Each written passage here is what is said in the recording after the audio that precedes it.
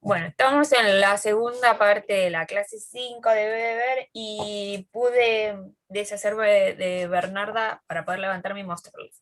Estos son los libros de la serie para principiantes. Bueno, está este que dice Sociología, no sé, tengo un montón. Bueno, les muestro este de Freud, ustedes vieron Freud en Psicología el año pasado, tengo este de Foucault, vamos a ver un poquito de Foucault más adelante, pero bueno, son todos que yo los descubrí cuando empecé la universidad y son todos con dibujos y explicaciones, eh, nada, de autores que son muy complejos y que está bueno para empezar eh, leyendo de esta forma para después abordar los textos que ellos mismos escriben, ¿no? Pero hay un montón, siempre tienen ahí en la tapa todos los que hay y nada, los muestro porque a veces cuando lo doy de manera presencial siempre los llevo a la escuela y siempre hay alguno que le interesa y los mira y se los anota para cuando tengan que empezar la universidad. Pero generalmente soy muy fan de la Feria del Libro, que ya hace 2 años que no puedo ir, y siempre los venden y están de promo, porque son chiquitos y nada, están de promo porque hay un montón y son viejos. Pero se pueden comprar usados o se pueden encontrar los PDFs en internet. Bueno, sigamos con Weber. Ya abordamos todo el tema relacionado al orden social, el tema de la legitimación del poder en las relaciones sociales y que eso ayudaría a legitimar y reproducir el orden social en una sociedad, valga la redundancia. Y Weber establece cuáles son las herramientas del sociólogo. Y acá deja entrever su bagaje filosófico kantiano al hablar de tipos ideales. Este es el concepto. ¿Cuál es la herramienta del sociólogo? Los tipos ideales. Cuando hablamos de ideales, estamos hablando, desde Weber y desde la filosofía, estamos hablando de algo en el margen de las ideas, de lo ideal. Por ejemplo, si yo digo mesa, ahora todos podemos pensar en una mesa, por más que todos pensemos en algo diferente, pensamos en una mesa, en una idea de mesa que por ahí en la realidad no es tan así. Por eso dice la definición que no son puros en la realidad. Es decir, yo pienso sobre algo y no es que lo encuentro así tal cual en la realidad concreta que percibo con mis sentidos, sino que esto del tipo ideal es una construcción teórica basada en los datos observables de la realidad. ¿Sí? ¿Y para qué investiga esto o para qué establece esto de los tipos ideales como herramienta del sociólogo? Él los divide en dos. Por un lado están los tipos ideales de acción y por el otro los tipos ideales de poder. A ver, voy a chequear acá si tengo imágenes sobre esto. Me parecía que tenía. No, no tengo sobre esto. Ok, ¿se pueden seguir viendo ustedes el PDF? Y se lío. Sí, profe. Sí, se Sí, sigue profe. Ok. viendo, profe. Se ve. Yo lo saqué entonces. Tenemos dos grupos de tipos ideales. Por un lado están los de acción. Recuerden que el tema de ideal es una idea que después me va a ayudar a identificarla en la realidad, ¿sí? Una acción racional de acuerdo a fines, es decir, cuando se elabora o se lleva adelante una acción que tiene un sentido de acuerdo a lo que yo quiero lograr, por eso es de acuerdo a fines, al fin que quiero lograr. Un tipo de acción racional de acuerdo a valores, es decir, cometo tal acción o tengo tal conducta de acuerdo a mis valores, qué sé yo, por ejemplo, no sé, un soldado de Estados Unidos comete un acto, podemos decir, casi suicida, pero de acuerdo a los valores nacionales, no lo ve como algo suicida, sino que lo ve como algo por su país, por ejemplo, y está relacionado a sus valores, ¿no? o acción tradicional y acción afectiva. Tradicional, ligado a las tradiciones, algo que ya estuvimos hablando en cultura, esto en relación a las tradiciones, que son construcciones y que dependen del grupo social, del contexto histórico, y lo afectivo ligado a lo que tiene que ver con los sentimientos, ¿sí? Según Weber, tanto el tradicional como el afectivo son sentimientos irracionales, por eso la acción de acuerdo a fines y de acuerdo a valores son racionales, es decir, tienen lugar. Ustedes me están viendo, ¿verdad? Y me están escuchando, ¿no? Sí, sí, se ve, profe. Ah, porque Sí, yo sí, profe. no sé por qué no me estaba viendo, entonces yo estaba explicando como si estuviera sola. No sé por qué. Bueno, no sé dónde estaba. La acción de acuerdo a fines y de acuerdo a valores están ligadas a las racionales, es decir, como que tiene un sentido en nuestro raciocinio, en nuestra mente, pero el tradicional y el afectivo, según Weber, están ligados a sentimientos irracionales y se oponen a la razón. No sé, ¿a alguno se le ocurre algún acto tradicional que en realidad se haga y carezca un poco de sentido?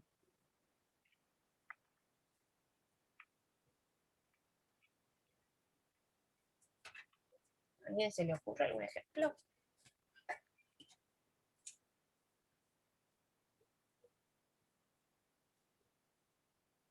Sí. A ver, ¿quién habla?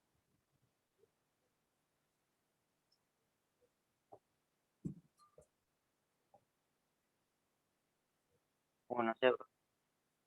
¿Cómo? No sé, profe. Ah, pensé que decían, a ver, algún ejemplo ¿Cómo había dicho, profe? de alguna acción tradicional o afectiva, o sea, alguna acción que llevamos adelante y que en realidad no tenga mucho sentido y que se oponga a la razón.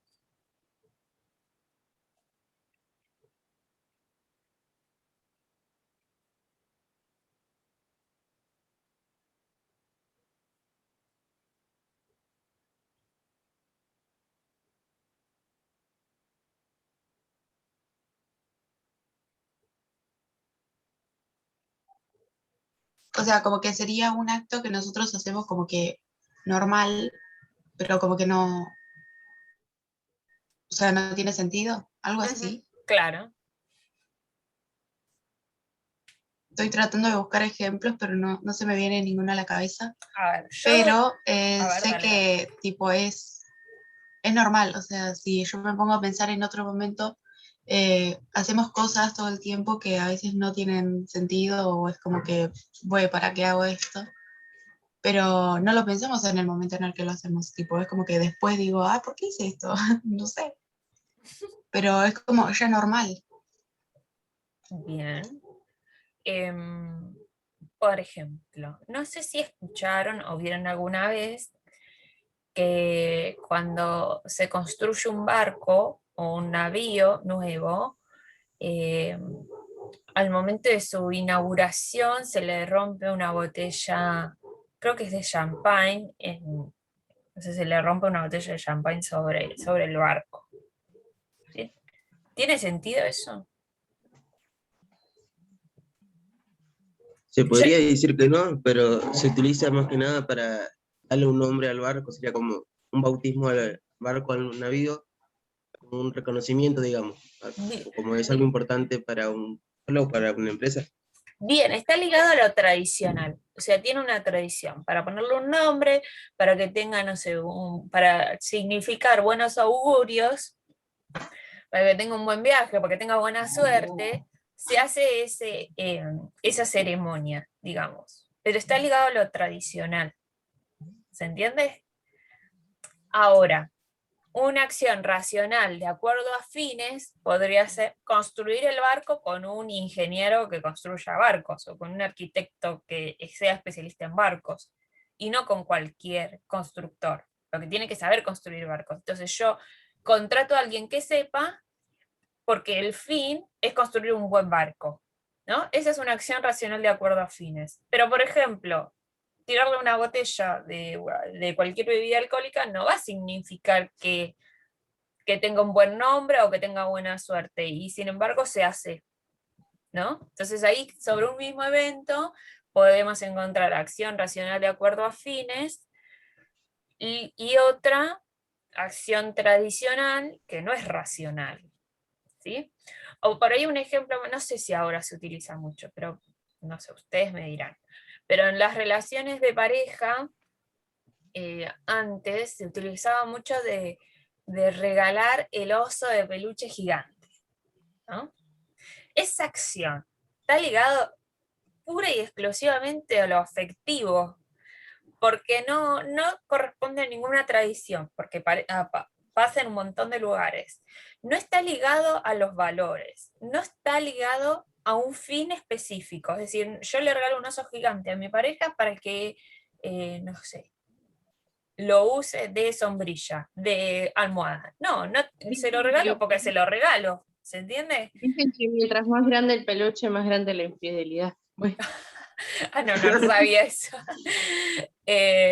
Pero puede ser, qué sé yo.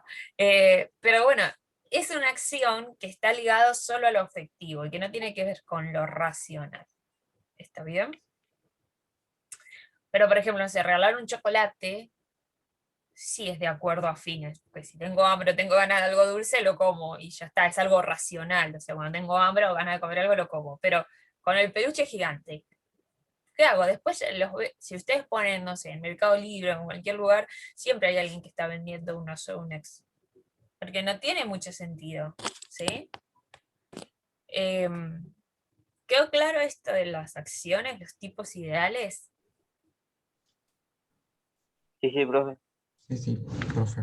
Igualmente, como son tipos ideales, podemos encontrar acciones que tengan un poco de tradicional, un poco de afectivo, un poco de racional. Por ejemplo, no sé, cocinar un asado los domingos, hay gente que lo hace muy religioso, ¿no? O las pastas los domingos.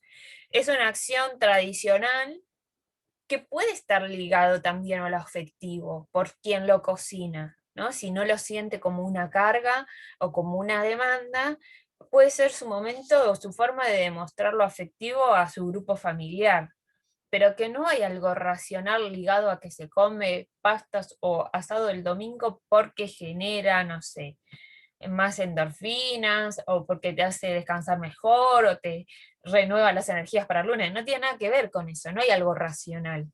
Está ligado a lo cultural, a lo...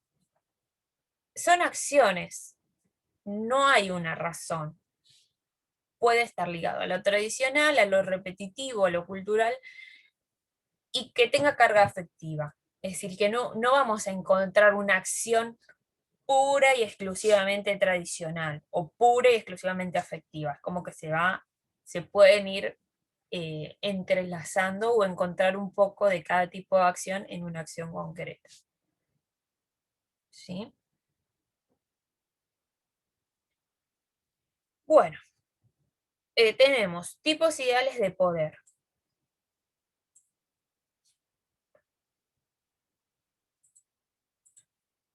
Tenemos por coerción cómo se utiliza el poder, que ya lo estuvimos hablando, primero que se legitima, ¿no? Y una vez que se legitima, para Weber se puede ejercer a través de la fuerza física, de la amenaza de la fuerza física, ¿sí? Golpes, censura, qué sé yo, lo que sea, pero por coerción implica eso, la imposición de la fuerza física para legitimar el poder. Y por otro lado, los tipos ideales de poder ligados a la dominación, es decir, tipos ideales que permiten que el poder legitime la dominación. Y ahí tenemos 4 tipos ideales de poder.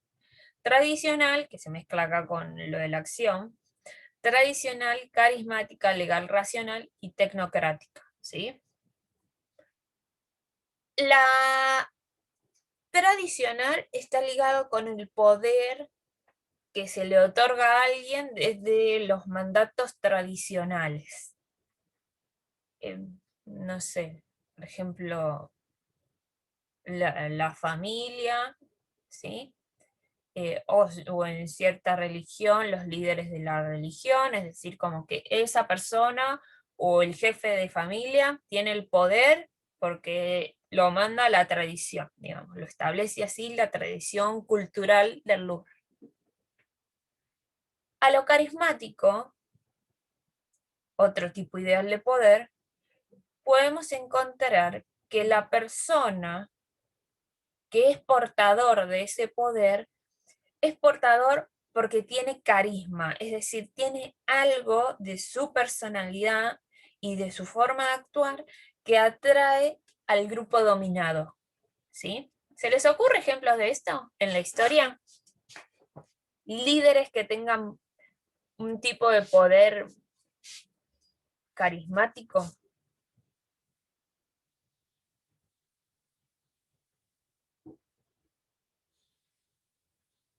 Ya se me reunieron. Hola, hola. Prendan los micrófonos porque si no, no van a hablar. Hola, profe. No sé. No se me ocurre ningún ejemplo. Por ejemplo, si hablamos de Hitler como, como líder del nazismo y del genocidio judío, hubo gran parte de la población alemana que avalaba las acciones que llevaba adelante Hitler. Perdón, se despertaron mis perros, seguramente las escucharán. Avalaban todo lo que establecía Hitler. Y tenía cierto carisma. El carisma también en los líderes políticos estuvo muy acompañado de la incorporación de ciertas tecnologías como los altavoces, los parlantes. Es decir, lo carismático también lo podemos relacionar con el movilizar masas, ¿sí?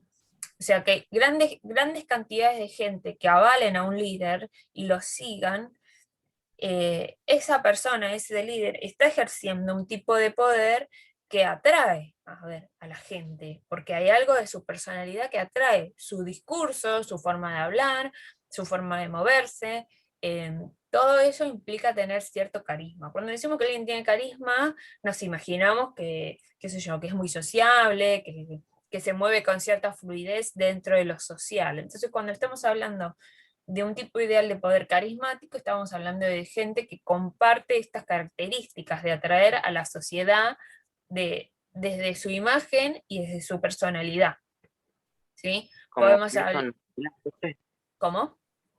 Como Nelson Mandela puede ser también. Tal cual, sí.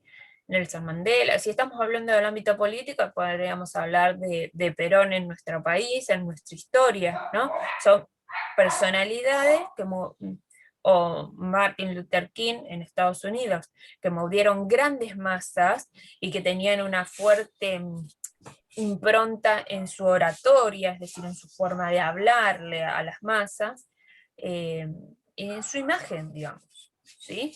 Que esto lo podríamos trasladar, qué sé yo, también a los ámbitos, no sé, musicales y artísticos. Ciertas personalidades que atraen, no te digo que a masas, como en lo político, o sea, grandes cantidades de gente, pero sí, grandes cantidades también, y que lo siguen y que toman lo que ellos dicen como verdad absoluta, qué sé yo, no sé, no se me ocurren, Rolling Stones, bueno, los Beatles ya no tanto, pero que estén más vigentes ahora, no sé, YouTube, no sé, bandas que por ahí tienen cierta filosofía y transmiten ciertas ideas y que, nada, lo siguen, Roger Waters, eh, Mahatma Gandhi puede ser. también, sí, sí, pero que ejercen cierto poder, según Weber, porque hay gente que toma lo que ellos dicen sin cuestionamiento. ¿Está bien? Recordemos esto de la legitimidad del poder.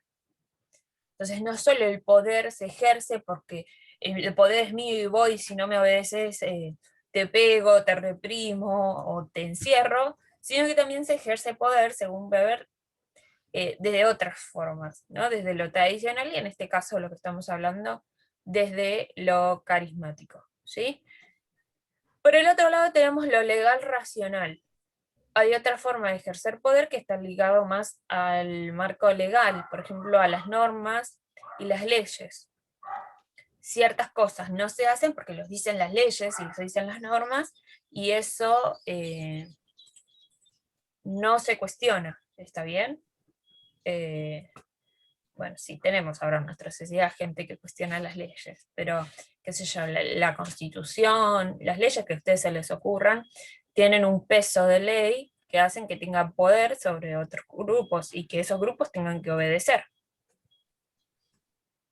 Y por último, la tecnocrática, los tipos ideales de poder tecnocrático están más ligados a los medios de comunicación, que cobraron más vigencia y difusión gracias a el uso de las tecnologías, ¿sí?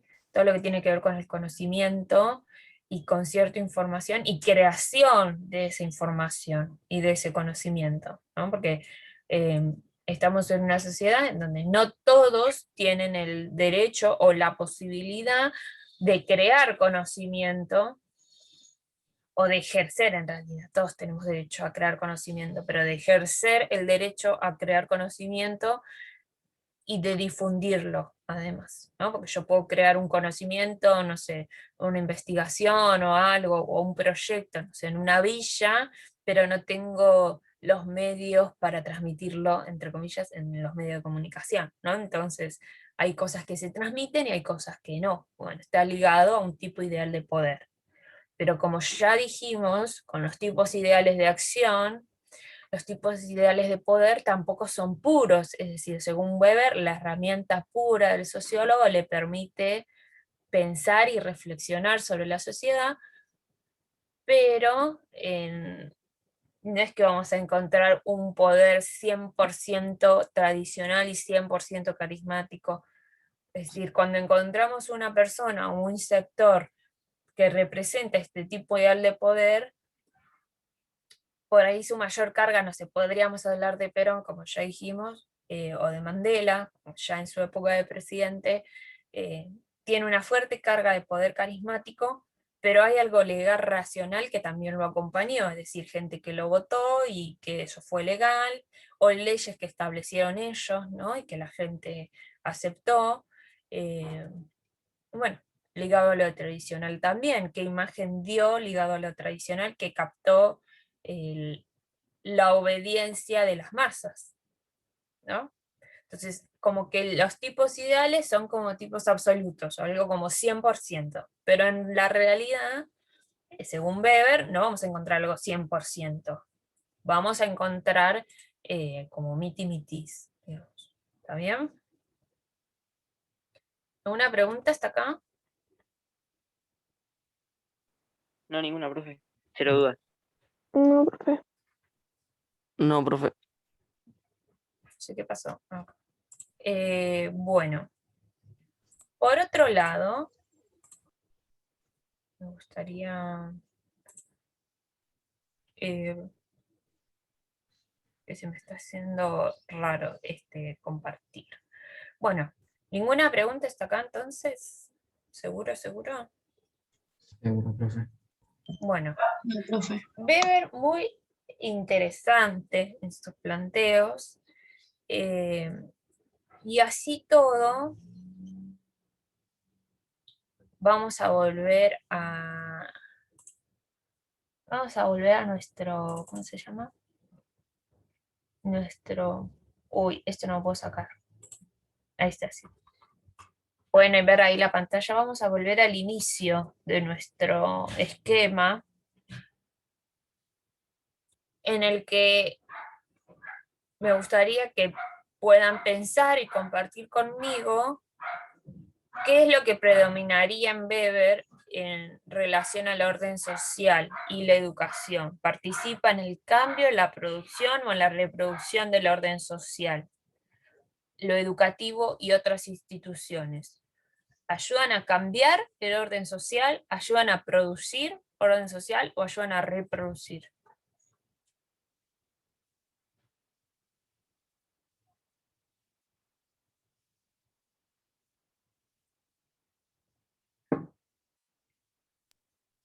¿Cómo fue la pregunta, profe? Perdón. No, está bien. Las instituciones educativas y otras instituciones, familias, religiosas, estatales, ayudan a cambiar el orden social, a reproducir el orden social o a producir orden social. Las instituciones son producto de un orden social, o sea, según como yo lo veo, por lo que lo mantienen y lo producen. Bien, producen y alguna otra cosa más, cambian el orden social o reproducen el orden social. Dependiendo de qué institución se hable. Por ejemplo, hay instituciones como la familia que básicamente reproducen el orden social porque es algo que se viene haciendo hace mucho y sigue manteniendo un mismo orden, un mismo formato. O sea, el estereotipo de familia ideal, ¿no? Mamá, papá e hijos. Sin embargo, dentro de la institución de la familia hay variables, como por ejemplo mamá soltera, papá soltero, dos papás o dos mamás, que siguen siendo una institución familiar, pero es como una variación, lo que hace que el orden social o el orden establecido cambie. Está bien. Yo creo que lo que pudiste hacer ahí es traspasar o transponer un poco los aportes de Max Weber del siglo pasado acá, que es como un poco descontextualizado porque en realidad no vive nuestra sociedad actual con la familia tradicional tan variable, digamos. Pero sí cómo lo tradicional ayuda a producir orden social y a reproducirlo, porque si yo le transmito, desde la mirada de Weber, si yo le transmito cómo tienen que ser las cosas y que son incuestionables, estoy legitimando ese orden social y estoy legitimando el poder. Esto como lo que se incorpora nuevo de Durkheim, digamos. Durkheim no habla de poder, en cambio Weber sí habla del poder y de cómo se legitima ese poder. ¿Se acuerdan que Durkheim hablaba que era muy importante educar a las nuevas generaciones y que esas nuevas generaciones quieran hacer el bien común, ¿no? Para que la sociedad funcione bien y que esté en orden y que esté sano ese cuerpo social del que hablaba? En cambio, Weber hace más hincapié en el tema de cómo se legitima el poder y las relaciones de dominación a través de la acción social, ¿sí? Es decir, que acá cambio lo tendríamos que tachar. Es decir, cambio no hay un cambio para el orden social, sino que estas instituciones, familia, escuela, Estado, lo que se les ocurra, ayudan a producir y a reproducir el orden social. Es decir, no cuestionarlo desde la mirada de Weber. Y acá me quedó un concepto clave, que es el de proceso de jaula de hierro. ¿Sí? Parece raro el término, proceso de jaula de hierro.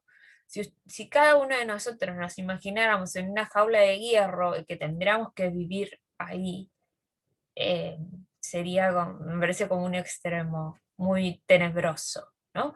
Pero Weber lo que establece es que toda acción social, ¿se acuerdan que tenía que tener, volviendo al principio de la clase, tenía que ejercer una acción que tenga una finalidad subjetiva, es decir, una intención, tanto colectiva como individual, ¿sí?